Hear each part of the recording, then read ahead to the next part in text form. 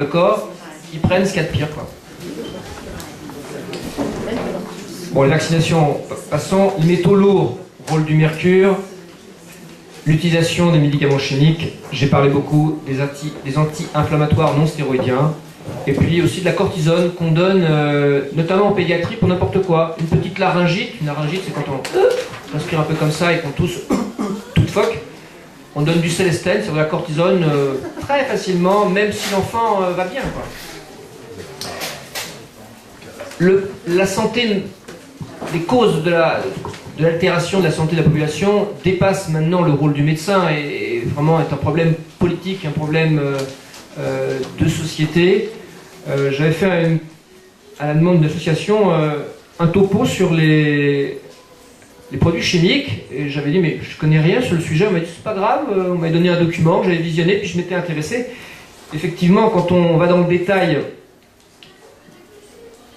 et qu'on voit tout ce qu'on ingurgite comme pesticides, herbicides, fongicides, exhausteurs de goût, colorants, il y a un petit livre orange qui est vendu en magasin bio là, qui vous donne la liste du code, vous savez, le E103, et puis qu'est-ce que ça signifie et quels sont les risques envisageables, hein. Alors tout n'est pas forcément à prendre au premier degré, mais ça donne déjà un bon réveil de consommateur lorsqu'on fait ses achats. L'ampleur du phénomène, en pédiatrie, on a, je crois que c'est 20-25% d'enfants qui font de l'eczéma, des nourrissons, hein. Et puis chez la tranche d'âge qui suit, on voit des rhinoconjonctivites, mais chaque année j'ai des enfants... Ce que je vois, pour une grande part, les parents font quand même un minimum attention à l'alimentation, ils sont vaccinés à minima, ils sont traités en homéo le plus souvent, et je vois malgré tout énormément d'enfants allergiques. Depuis peu, à peu près 2 ans, je me suis mis à rechercher des causes, je reviens sur mon dessin de tout à l'heure, je me suis mis à rechercher les intolérances alimentaires.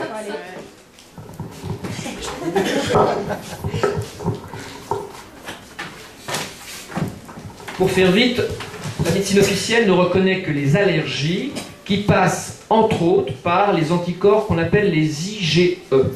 Donc si vous êtes allergique aux poils de chat, on recherche des IgE, poils de chat, aux acariens, IgE, acariens. Avantage pour le patient, c'est des recherches qui sont remboursées et qui vous permettent de savoir si vous réagissez à tel allergène. Les intolérances alimentaires ne sont pas bien reconnues par la médecine officielle, elles passent par d'autres anticorps qui sont des IgG. Gros inconvénient pour le patient, elles ne sont pas prises en charge. Et c'est des examens qui vont être d'autant plus coûteux que vous allez rechercher un plus grand nombre d'IgG. En gros, 7-8 € pour un IgG, après on peut en chercher 22, 44, 84, et puis autant qu'on veut, mais après ça coûte très cher. Donc moi je me suis mis à rechercher ces intolérances, et je suis effaré du nombre d'enfants. Alors certes il y a un biais, ceux pour lesquels je juge opportun de demander à la famille de faire un petit effort en faisant cet examen non remboursé, c'est que j'estime que j'ai de grandes chances d'en trouver, mais je suis effaré de l'ampleur du phénomène. J'en ai 1 sur 2 qui est intolérant aux produits laitiers, ça on pouvait s'en douter. Et c'est important d'en parler parce qu'il y a allergie au lait de vache, qui est assez rare finalement. Il y a intolérance aux produits laitiers qui est hyper fréquente. Mais associé à ces intolérances, j'en vois qui sont intolérants au blé. Et là aussi, il y a un problème de formation des médecins. Nous sommes formés à ne connaître que l'intolérance au gluten dans le cadre de ce qu'on appelle la maladie cœliaque, qui est une maladie grave, rare, qui touche les petits enfants, et qui est un tableau caricatural d'un enfant qui n'a plus de masse musculaire. Les enfants n'ont pas de fesses du tout, hein, et ont un gros bide. C'est une altération très importante, très grave de l'intestin, qui ne supporte pas le gluten. Ça, c'est ce que les médecins connaissent. À côté de ça, existent des intolérances au gluten qui peuvent se manifester par des tableaux cliniques très différents, qui peuvent aller de l'eczéma sévère, des atteintes cérébrales avec des tableaux type autistique, qui peuvent être des prises de poids inexpliquées. Et là, je suis assez content, évidemment, quand notre joie en tant que médecin, c'est quand on arrive à aider quelqu'un. Donc là, quelques enfants là qui grossissaient d'une façon, mais ça, j'en étais désespéré chaque fois que je les voyais, ils avaient pris quelques kilos de plus. Et j'en ai un dernièrement qui s'est mis au régime depuis janvier, sans faire aucun effort, il a perdu 7 kilos. Et donc dans les intolérances au gluten, c'était intéressant pour les gens qui sont autour de vous, qui mangent normalement, puis mais je comprends rien, mais j'accumule. Eh bien, on peut faire cette recherche. Et s'il y a une intolérance au gluten, certes, il faudra faire un régime qui n'est pas facile à faire, parce que le gluten, c'est le blé. Le blé, il y en a dans les pâtes, dans le pain, les pizzas, les friands. Donc ça demande un vrai effort de régime adapté, mais les résultats, ils sont nets. Les gens qui ont ce problème-là, dès qu'ils font le régime, ils perdent du poids. Dès qu'ils font un loupé, ils le sentent passer aussi.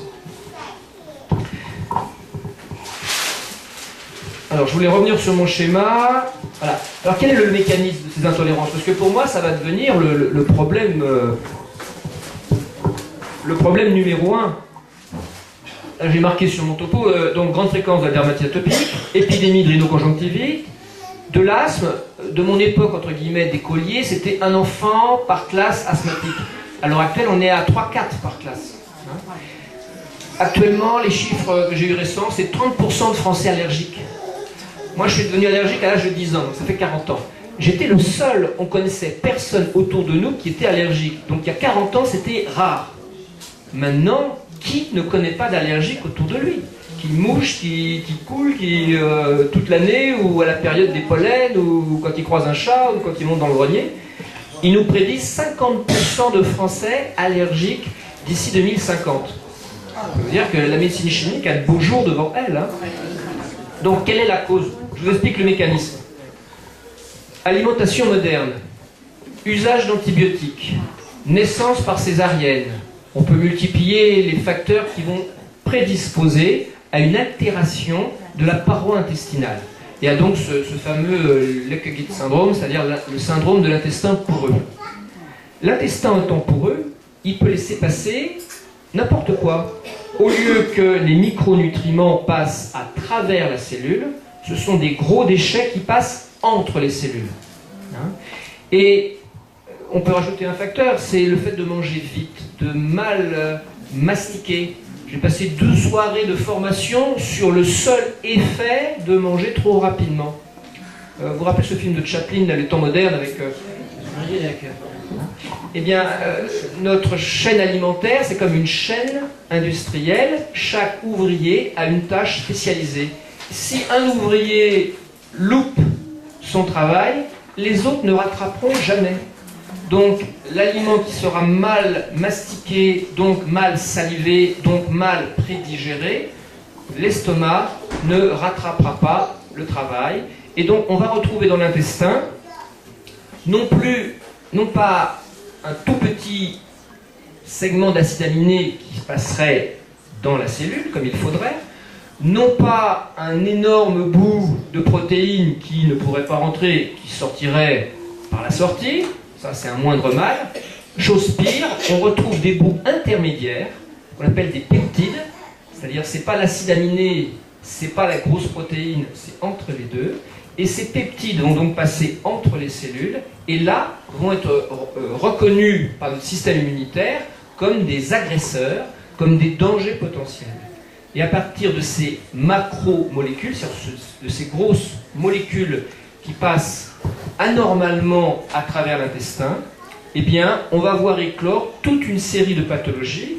Les pathologies d'élimination, c'est-à-dire celles où ça coule, où ça gratte, le corps essaye d'éliminer les toxines. Les pathologies de poubelle, c'est-à-dire là où, ne pouvant éliminer les toxines, on le met quelque part, dans ses articulations, dans son cerveau, dans le foie, dans tel organe. Et faut que je suive le fil de mes idées. Voilà. Donc, dans le cas où c'est une pathologie d'élimination, le toxine va, par exemple, entraîner une rhinite conjonctivite allergique. Comment ça se passe? Premier temps, le toxine inflamme la muqueuse. Là, vous avez